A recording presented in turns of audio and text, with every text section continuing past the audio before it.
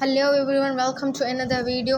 तो आज जो हुआ था नम्स का पेपर हुआ था 2024 का बायोलॉजी पोर्शन, जो अभी मैं अपलोड कर रही हूँ। जो मुझे अभी कुछ स्लाइड्स मिली हैं या इस तरह से मैंने बहुत सारे बच्चों से पूछा, किसी ने 2 सवाल बताए, किसी ने 4 सवाल, तो मिला जुला के बहुत सारे तकरीबन बायोलॉजी का पोर्शन के MCQs मिल चुके हैं। तो इसलिए मैंने सोचा क्यों ना फ़िलहाल अभी तक बायोलॉजी का पोर्शन अपलोड किया जाए। अच्छा, फर्स्ट क्वेश्चन आ गया हमारे पास, during the conduction of nerve impulse hyperpolarisation will not occur if. तो बहुत सारे बच्चे यहाँ पे कंफ्यूज हुए थे। तो देखें अभी क्या होता है, हाइपरपोलराइजेशन हुई। हाइपरपोलराइजेशन में क्या होता है वैसे कि हमारे ना पोटेशियम आयन्स जो होते हैं ना, वो कंटिन्यूटी के साथ न्यूरॉन को लीव करते हैं। ठीक है, जब एक्शन पोटेंशियल हो जाता है लीव करेंगे, पोटेशियम बाहर होता है। अभी उन्होंने लीव किया तो अंदर आ जाएंगे, तो जब वो अंदर आएंगे तो इनसाइड की मेम्ब्रेन नेगेटिव हो जाएगी ना, मतलब पहले जो भी नेगेटिव थी लेकिन पोटेशियम के आने से बहुत ज़्यादा नेगेटिव हो जाएगी। तो जो पोटेशियम के गेट्स थे, ठीक है, तो इस हिसाब से अगर देखा जाए, हमारे अगर पोटेशियम लीकी ना हो, मतलब पोटेशियम अगर अंदर ना आए, तो हमारे पास जो आउटफ्लो हो वो भी नहीं होगा, जो आउटफ्लो हो रहा है नेगेटिविटी का वो भी नहीं होगा। इस तरह से हमारी हाइपरपोलराइजेशन प्रिवेंट हो सकती है। ठीक है, इस तरह से हमारी हाइपरपोलराइजेशन नहीं होगी। आई होप सो आपको कॉन्सेप्ट समझ में आया गया होगा। तो इसलिए यहाँ पे हमारा बी ऑप्शन करेक्ट हो जाएगा, potassium gates will not so leaky. यहाँ पे लूजली लिखा हुआ है लेकिन लीकी होगा यहाँ पे। ठीक है, सॉरी, तो काफ़ी बच्चों ने सी करा है लेकिन इस तरह से नहीं होगा। Which of the following is a characteristic of electrical synapsis. तो इसका जो करेक्ट ऑप्शन होगा ना, इलेक्ट्रिक साइनेप्सिस का क्या मतलब होता है कि मूवमेंट हो, इस तरह से समझे। साइनेप्सिस का मतलब ये होता है कि इम्पल्स जनरेट हो, इम्पल्स की ट्रांसमिशन हो। तो इसलिए हमारा बी ऑप्शन करेक्ट हो जाएगा, ट्रांसमिशन ऑफ द इम्पल्सेस। ठीक है, अच्छा, नेक्स्ट क्वेश्चन आ गया हमारे पास, which of the following types of T. अच्छा, यहाँ पे हमारे पास जो क्वेश्चन आ गया वो पूछ रहा है कि कैरेक्टरिस्टिक्स पता है जो रिफ्रैक्टरी पीरियड के हैं। सब चीज़ों को छोड़ दें, एक कॉन्सेप्ट समझे रिफ्रैक्टरी पीरियड का। बेसिकली रिफ्रैक्टरी पीरियड जो होता है ना, वो change in distribution of ions होता है। कहाँ पे आयन्स की चेंजिंग होगी, कहाँ पे चेंजिंग होगी, तो वो होती है हमारे पास न्यूरॉन की मेम्ब्रेन में, क्योंकि ये सारी चीज़ें कहाँ पर हो रही हैं, एक नर्व में, एक न्यूरॉन में। ठीक है, तो अगर रिफ्रैक्टिव पीरियड को हम यही बोल रहे हैं कि ये एक डिस्ट्रीब्यूशन है जहाँ पे आपके चेंज होंगे आयन्स आपके न्यूरल मेम्ब्रेन में, तो ये क्या करते हैं, ये ना प्रिवेंट करते हैं। टेम्पररी, ऐसा नहीं है परमानेंट प्रिवेंट कर देंगे तो हमारा इम्पल्स ही नहीं आएगा। तो ये एक ना टेम्पररी प्रिवेंट करते हैं हमारे एक एक्शन पोटेंशियल को। ठीक है, मतलब क्या होगा कि हमारा एक एक्शन पोटेंशियल आया, उसको एक ही डायरेक्शन में ट्रेवल करवाएंगे, और जो दूसरा आ रहा है ना एक्शन पोटेंशियल, उसको बोलेंगे भैया आप थोड़ी देर रुक जाएं, हमारा एक इम्पल्स गया है वो वापस आ जाए, फिर हम आपको मैसेज देंगे कि आप फिर आगे जाएं। तो इसका काम होता है टेम्पररी ब्लॉक और temporary prevent the action potential from occurring. तो ये इंश्योर करता है कि आपका जो नर्व इम्पल्स जनरेट किया गया है वो ट्रेवल करे एक ही डायरेक्शन में। तो बेसिकली रिफ्रैक्टिव पीरियड अगर इजी हम अल्फाजों में देखें तो वो होता है change in types of ions across the membrane. ठीक है, उसके बाद आपके पास 34 MCQ आ गया, during complex activity of flight. ठीक है, during complex activity of flight birds require the coordination of many skeletal muscle which part of the brain has to be well developed. यहाँ पे एनिमल्स की बात नहीं की जा रही, यहाँ पे बर्ड्स की बात की जा रही। तो बच्चे यहाँ पे भी कंफ्यूज हो गए थे। तो हमारे में क्या होता है, एनिमल्स में जो सेरिब्लम होता है ना, वो तकरीबन वॉलंटरी मूवमेंट्स परफॉर्म करता है। लाइक हमारे पास मेंटेनेंस हो गई, बैलेंस की, पोस्चर की मेंटेनेंस हो गई। लेकिन बर्ड्स में क्या होता है, ये ना कंट्रोल करता है फ्लाइट मसल्स, जो उसके उड़ने के काम आते हैं। तो हमारे पास जो सेरिब्लम होता है उनमें हाईली डेवलप्ड होता है, वो उनको स्मूथ कोऑर्डिनेटिंग मूवमेंट्स प्रोवाइड करता है जब वो फ्लाइट करते हैं। ठीक हो गया जी, तो इसका सी ऑप्शन करेक्ट है। Which part of the brain is actively used by mathematics trying to formulate a nerve equation. ये भी थ्योरेटिकल था। ठीक है जी, ये भी थ्योरेटिकल था, बच्चे इसमें भी कंफ्यूज हो रहे थे। तो इसका जो करेक्ट हो जाएगा वो बी हो जाएगा, क्योंकि हमारे पास जो सेरिब्रम होता है ना वो ही फंक्शन करता है एज अ प्रॉब्लम सॉल्विंग। फिर प्रॉब्लम सॉल्विंग हमारे मैथ्स में यही तो होता है ना, कैलकुलेशन, प्रॉब्लम सॉल्व करना। तो ये सॉल्व करता है, रीजनिंग करता है, कैलकुलेशंस करता है। ये ना एक प्राइमरी एरिया है हमारे ब्रेन की, जो हमारे पास न्यू इक्वेशंस या कॉम्प्लेक्स जो चीज़ें होती है ना उनको प्रोसेस करता है। ठीक है, तो इसका बी ऑप्शन करेक्ट है। चलते हैं नेक्स्ट MCQs के जाने। जो मिलते जा रहे हैं मैं आपको करवाती जा रही हूँ। थोड़ा सा टाइम लगेगा वीडियो में आने तक, लेकिन आज रात तक यही वीडियो अपलोड की जाएगी। ठीक हो गया जी। चलते हैं नेक्स्ट MCQs के जानिब। अच्छा, नेक्स्ट क्वेश्चन आ गया, a desert mammal faces severe dehydration on the hot sunny day. ठीक है, which internal condition would lead to secretion of the ADH। ये तो बिल्कुल आसान सा क्वेश्चन था। ठीक है, मतलब जब हाई हमारे पास ऑस्मोटिक प्रेशर हो जाता है ना ब्लड में, तब हमारे पास डिहाइड्रेशन होती है। तो डिहाइड्रेशन हमारे पास ट्रिगर करती है ADH को। जब हमारा ADH रिलीज़ हो जाता है तो हमारे पास ADH हेल्प करता है एक तो बॉडी में वाटर को कंज़र्व करने के लिए। बॉडी में अगर वाटर कंज़र्व हो जाएगा, क्योंकि हमारे पास बहुत ही गर्मी है, बहुत ही हॉट डे है, तो पानी अगर कंज़र्व हो जाएगा तो हमारी रिडक्शन हो जाती है यूरिन के आउटपुट की, और हमारे पास इंक्रीज़ हो जाता है water reabsorption in the kidney. तो हमारे पास क्या होता है यहाँ पे, ऑप्शन नंबर ए हो जाएगा कि high osmotic pressure of the blood cause the dehydration which triggers the secretion of anti diuretic hormone which is said to be the ADH। Normal था, बिल्कुल ये क्वेश्चन नॉर्मल था, इसलिए यहाँ पे ये option correct. Which disorder would be diagnosed by the doctor on seeing a patient with thick and dry skin, puffy eyes and low metabolic rate. ये तो एक डिजीज़ की ही यहाँ पे सिम्टम्स बताए जा रहे हैं। बिल्कुल ये भी आसान सा क्वेश्चन था अगर आपने थ्योरेटिकल क्वेश्चन किए। ये नम्स का इस तरह से समझें कि स्टेटमेंट थोड़ी सी डिफरेंट है, लेकिन इस तरह का क्वेश्चन पहले भी आया हुआ है अगर जी आपने पास पेपर सॉल्व किए हैं। ठीक है, MDCAT में ये गलती मत करना, पास पेपर सॉल्व ना करो, सारे पास पेपर सॉल्व करके जाना।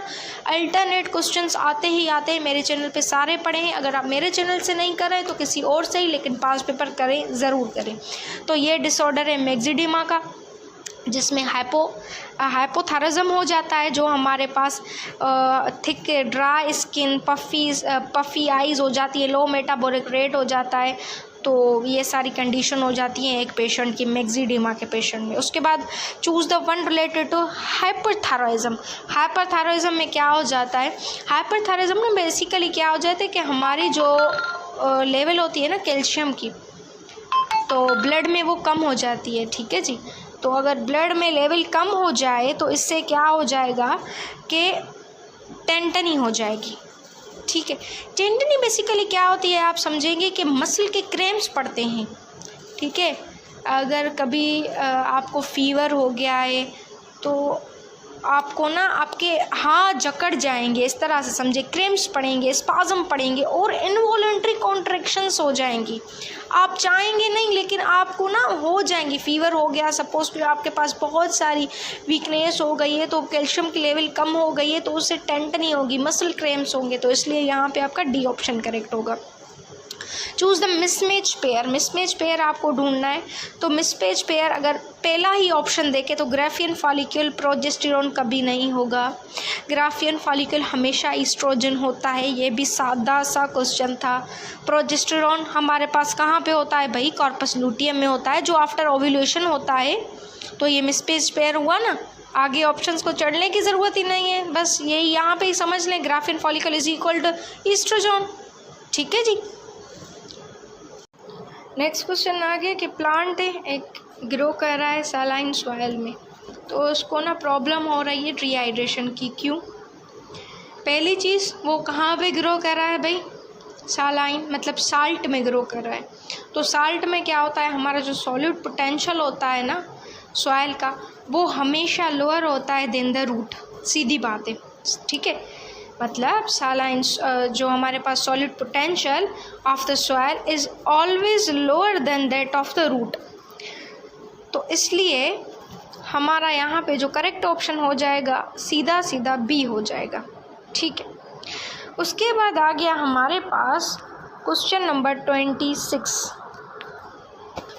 आपसे क्या पूछ रहा है कि during covid epidemic the plasma of recovered patients were injected in the Covid patients the provoked quite effective. Which component of plasma do you think was responsible for that? कौन सा कंपोनेंट वहाँ पे रिस्पॉन्सिबल था? देखें, हमारे पास जो antibodies होती हैं ना, जो हमारे प्लाज्मा में होती हैं, लेकिन उन पेशेंट्स की जो रिकवर कर चुके हैं तो वो ही न्यूट्रलाइज कर सकते हैं उस वायरस को। तो हमारी जो एंटीबॉडीज़ ही थी ना, वो ही ये काम कर रही थी दूसरों की बॉडी में इंजेक्ट करके, इफ़ेक्ट करके। ठीक है, तो सी इसका जो होगा ना वो करेक्ट ऑप्शन हो जाएगा। Choose the one which is example of artificial active immunity. कौन सा है जो आर्टिफिशियल एक्टिव इम्यूनिटी है? तो वो है हमारे पास option number C, baby receiving MMR shots. अभी आप बोलेंगे कि ये क्या है भाई MMR शॉट्स? तो ये है मीज़ल्स, मम्स और रुबेला वायरस वाले चैप्टर में आपने पढ़ा होगा। तो इसमें क्या होता है, आर्टिफिशियल एक्टिव इम्यूनिटी अकर होती है जब आप एक पर्सन को वैक्सीनेट करते हैं किसी एक एंटीजन के साथ, जो आपके पास मीज़ल्स भी हो सकती है, मम्स भी हो सकती है, रुबेला भी हो सकती है उसके साथ। तो ये आपके पास क्या करती है, ये स्टिमुलेट करती है इम्यून सिस्टम को, जहाँ पे आपके पास एंटीबॉडीज़, मेमोरी सेल्स जो हमारे पास लॉन्ग टर्म प्रोटेक्शन कर देते हैं। तो ये एक आर्टिफिशियल एक्टिव इम्यूनिटी है जिसका है बेबी रिसीविंग MMR शॉट्स। तो इसका सी ऑप्शन करेक्ट है। चलते हैं नेक्स्ट MCQs के जानिब। अच्छा, नेक्स्ट क्वेश्चन आ गया, विच of the following would not compromise in the absence of the lymphatic system. कि अगर एक चीज़ की कमी हो जाए तो वो कौन सी चीज़ है जो लिम्फेटिक सिस्टम कभी भी कंप्रोमाइज़ नहीं करेगा। ऐसी चीज़ की ना दो ऑप्शंस में थोड़ी सी कन्फ्यूजन हो रही है। एक है ब्लड कंपोजिशन। अगर ब्लड की कंपोजिशन में कमी हो जाए तो लिम्फेटिक सिस्टम उसको बर्दाश्त नहीं करेगा, कॉम्प्रोमाइज़ नहीं करेगा। लेकिन अगर देखा जाए तो ऑप्शन नंबर डी भी हो सकता है, डिफेंस मैकेनिज़्म, क्योंकि लिम्फेटिक सिस्टम का क्रिटिकल और मोस्ट इम्पोर्टेंट जो फंक्शन होता है वो इम्यून को डिफेंस प्रोवाइड करना और फ्लूइड को बैलेंस करने का ही होता है। ऑफिशियल की आ जाए, मे भी कंफर्म हो जाए, लेकिन आप अपनी राय ज़रूर दे सकते हैं कमेंट सेक्शन में कि कौन सा ऑप्शन सही है।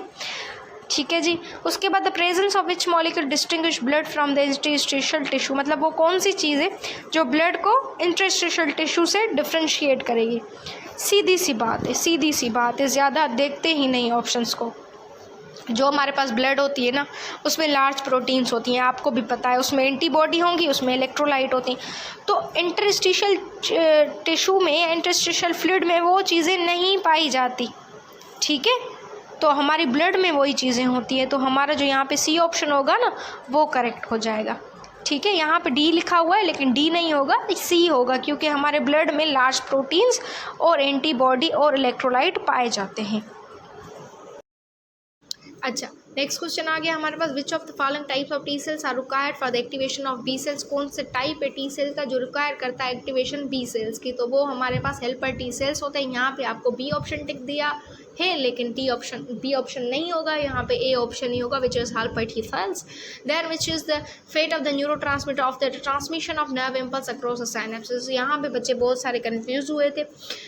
ठीक है, इस क्वेश्चन का यही मतलब था। देखें, ट्रांसमिशन होती है ना नर्व इम्पल्स की, कहाँ से कहाँ तक होती है आप खुद समझे। प्री से पोस्ट तक होगी, प्री न्यूरोट्रांसमीटर से पोस्ट तक होगी, पोस्ट साइनेप्टिक तक, प्री साइनेप्टिक से पोस्ट साइनेप्टिक तक। जब ये ट्रांसमिशन होगी ना, एक नर्व इम्पल्स ट्रांसमिट हो गया, न्यूरोट्रांसमीटर जो है ना ब्रेक डाउन होते हैं स्पेसिफिक एंजाइम के साथ साइनेप्टिक के लेफ्ट में। ठीक है, बीच में आ गए, अभी न्यूरोट्रांसमीटर को क्या करेंगे, ब्रेक करेंगे। ब्रेक क्यों कर रहे हैं, आपके जहन में ये क्वेश्चन आना चाहिए।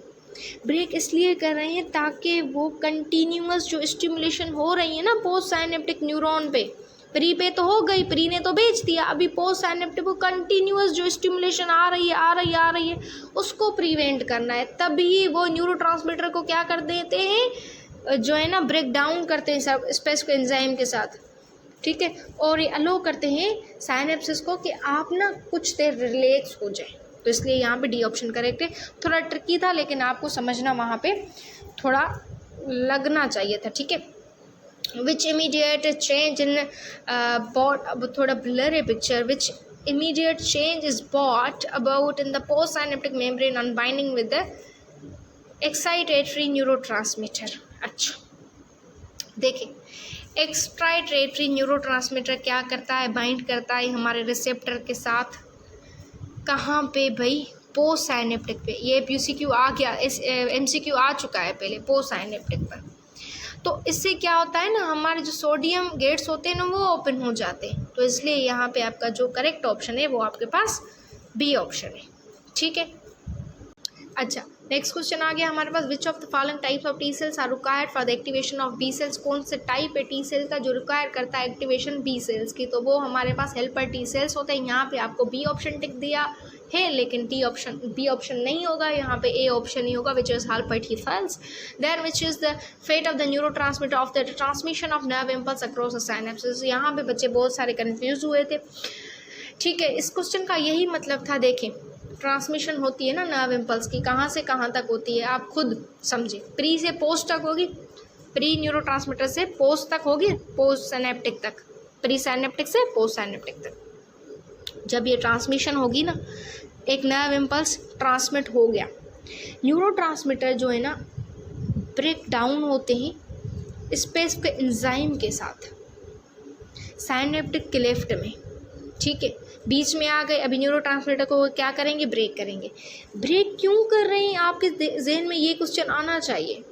ब्रेक इसलिए कर रहे हैं ताकि वो कंटिन्यूअस जो स्टिमुलेशन हो रही है ना पोस्ट साइनेप्टिक न्यूरॉन पे, प्री पे तो हो गई, प्री ने तो बेच दिया, अभी पोस्ट साइनेप्टिक को कंटिन्यूअस जो स्टिमुलेशन आ रही है उसको प्रिवेंट करना है। तभी वो न्यूरोट्रांसमीटर को क्या कर देते हैं, जो है ना ब्रेक डाउन करते हैं सब स्पेसिफिक एंजाइम के साथ, ठीक है। और ये अलो करते हैं साइनेप्सिस को कि आप ना कुछ देर रिलैक्स हो जाए, तो इसलिए यहाँ पे डी ऑप्शन करेक्ट है। थोड़ा ट्रिकी था लेकिन आपको समझना वहाँ पे थोड़ा लगना चाहिए था, ठीक है। Which immediate change in brought, अब थोड़ा ब्लर है picture, which immediate change is brought about in the post synaptic membrane unbinding with the excitatory neurotransmitter. अच्छा देखिए, एक्साइटेटरी न्यूरोट्रांसमीटर क्या करता है, बाइंड करता है हमारे रिसेप्टर के साथ। कहाँ पे भाई, पोस्ट साइनेप्टिक पे। ये PCQ आ गया, इस MCQ आ चुका है पहले पोस्ट साइनेप्टिक पर। तो इससे क्या होता है ना, हमारे जो सोडियम गेट्स होते हैं ना वो ओपन हो जाते हैं, तो इसलिए यहाँ पे आपका जो करेक्ट ऑप्शन है वो आपके पास बी ऑप्शन है, ठीक है। अच्छा तो ये क्वेश्चन आ गया आपके पास, क्योंकि क्वेश्चंस क्या है ना, कुछ दूसरे पैटर्न में कुछ दूसरे फॉर्म में है, ठीक है। पहले वाले जो क्वेश्चन थे वो एक दूसरे पैटर्न में थे और ये वाले क्वेश्चन दूसरे फॉर्म में आपको दिखाई दे रहे हैं। इसका यही मकसद है कि बहुत सारे जो है ना पेजेस रोटेट कर रहे हैं, तो बच्चों से मैंने कंफर्म किया है जिसने नम्स का टेस्ट दिया हुआ है, जिनको मैं जानती हूँ, तो उन्होंने ये कंफर्म किया है कि ये क्वेश्चंस आए हुए हैं, ठीक है जी। तो तभी इनका दोनों का फॉर्मेट मैंने अलग किया है। वो क्वेश्चन पेपर कुछ और था, ये थोड़ा सा और है, लेकिन क्वेश्चंस जो थे ना वो सेम थे, ठीक हो गया जी। तो इसका जो करेक्ट ऑप्शन है क्या है, क्वेश्चन क्या है, पहले ये देखते हैं। Organism 7 double stranded DNA are genome, तो इसका जो करेक्ट ऑप्शन है वो स्मॉल पॉक्स जो है डबल स्ट्रैंडेड DNA जीनोम में। तकरीबन ये सारी टेस्ट में इस तरह के क्वेश्चन पूछे जाते हैं। उसके बाद sucrose is less reactive due to which property, sucrose क्यों लेस रिएक्टिव है, कौन सी प्रॉपर्टी की वजह से वो लेस रिएक्टिव है।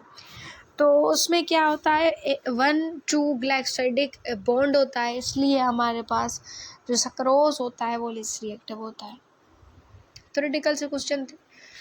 Sucrose is used as transport sugars in plants instead of glucose due to, क्यों ट्रांसपोर्ट शुगर में यूज़ किया जाता है, तो वो इसलिए क्योंकि सक्रोज के लिए बुक में पॉइंट FTB में लिखी हुई है, PTB में भी लिखी हुई है कि सक्रोज जो है नॉन रिड्यूसिंग प्रॉपर्टीज़ रखता है, ठीक हो गया जी। तो ए इज़ करेक्ट ऑप्शन। चलते हैं नेक्स्ट MCQs की जानिब। नेक्स्ट क्वेश्चन आ गया हमारे पास के पूछ रहा है, अगर ये मदर हीमोफिलिक कैरियर है और father affected, about the probability of haemophilic incidence. देखिए सीधी बात है, हमेशा जो मदर होती है ना वो हीमोफिलिक कैरियर हो सकती है या वो हीमोफिलिक पेशेंट हो सकती है, उसके दो कैरेक्टरिस्टिक है। लिहाजा जो हमारे पास फादर है ना वो सिर्फ और सिर्फ हीमोफिलिक हो सकता है, उसमें कुछ भी ऐसा नहीं है कि वो कैरियर हो। ठीक है, what is the probability of haemophilia in sons? तो अगर ये माँ में होती तो सारी बेटों में आती, अगर ये बाप में होती तो सारी बेटियों में आती। तो यहाँ पे सन्स का पूछ रहा है तो हीमोफिलिक कैरियर है, तो जो बच्चे होंगे ना, अगर ये 4 बच्चे हैं, 4 बेटे हैं, तो उसमें एक में ना हीमोफिलिया हो सकती है। तो इसका जो करेक्ट ऑप्शन होगा वो 25% होगा, मतलब option number B is correct. I hope so आपको ये कॉन्सेप्ट समझ में आ गया होगा, क्लियर हो गया। चलते हैं नेक्स्ट एमसीक्यू के जाना। अच्छा, नेक्स्ट एमसीक्यू आगे, what is the probability of terminate purple flower with a true breeding terminal purple flower is crossbred with the axial white flower। तो इसका कॉन्सेप्ट समझे कि probability of a particular phenotype in the offspring जो होता है वो calculate किया जाता है जब हम मेंडलियन का जेनेटिक प्रिंसिपल बताते हैं। वो क्या करते हैं, given that purple dominant and true breeding and axial is recessive. ठीक है, the likelihood of the observing terminal flowers F2 generation जो भी हमारे पास आती है वो 3:16 आती है। ये थ्योरेटिकल भी पॉइंट है और इस तरह से आपकी MCQ पॉइंट भी है, और ये एक रट्टे वाली चीज़ है। ठीक है, मेंडलियन के हिसाब से 3:16 इज करेक्ट ऑप्शन। चलते हैं नेक्स्ट MCQ के जाना, एक बार देख लें आप MCQ को सही से। आई होप सो आपको ये चीज़ें क्लियर हो गई होंगी। तो इसके MCQ आते हैं इस टाइप के। A person who is remove their gall bladder faces difficulty in fat metabolism due to, सीधी बात है, गाल ब्लैडर रिमूव किया गया है, गाल ब्लैडर रिमूव होगा तो लिवर का काम होता है बनाना बाइल को, लेकिन स्टोर कौन करता है, हमारा गाल ब्लैडर। तो अगर गाल ब्लैडर कोई रिमूव कर दिया है तो absence of bile. Next question आ गया हमारे पास, rebonding is the process of hair straightening which bond of protein is broke down due to process. तो इस जो है ना प्रोसेस में कौन सा जो बॉन्ड होता है वो ब्रेक हो जाता है। रिबॉन्डिंग बेसिकली वही प्रोसेस होता है ना कि हमारे हेयर स्ट्रेट हो जाते हैं, गर्ल्स मोस्टली हेयर रिबॉन्डिंग करवाती हैं। तो इसमें जो हमारे पास बॉन्ड ब्रेक होता है वो हमारे पास हाइड्रोजन बॉन्ड होता है। ऑप्शन नंबर डी गिवन नहीं था, सी तक given. Which of the following of the tertiary structure of the protein, ये ऐसा क्वेश्चन था जिसके फंक्शंस हमें ऑप्शन में नहीं दिए गए थे, समझ नहीं आ रहा था बच्चों के बेसिकली क्वेश्चन में ऑप्शंस थे क्या। ठीक है, लेकिन क्वेश्चन ये था, in plants the enzyme catalyst protects plants by. तो हमारे पास जो प्लांट है एंजाइम कैटलिस्ट वो प्रोटेक्ट तो करती है ना, जो हमारे पास कैटलिस्ट होती है वो प्लांट्स में ही होती है, तो वो किस चीज़ से प्रोटेक्ट करती है, तो वो प्रोटेक्ट करती है जितनी टॉक्सिसिटी होती है ना अल्कोहल में उतनी से प्रोटेक्ट करती है। The pathway of pepsinogen secreted by zygomycin cells is called. तो क्या होता है, जो हमारे पास पेप्सिनोजन बनता है वो एंडोप्लाज्मिक रेटिकुलम में, उसके बाद वो ट्रांसपोर्ट होगा, कहीं पर ट्रांसपोर्ट होगा भाई, smooth endoplasmic reticulum, then process करेगी, कौन प्रोसेस करता है हमारे पास, गोल्जी, देन सीक्रेशन कौन करता है, सीक्रेटरी वेसिकल्स। तो ये एक पाथवे होता है। ठीक है जी, सॉरी फॉर माय वॉइस, थोड़ा सा इशू हो गया है विद ड्यू रेस्पेक्ट, तो इसलिए इसका जो करेक्ट ऑप्शन बनेगा आपके पास वो ऑप्शन नंबर डी बनेगा।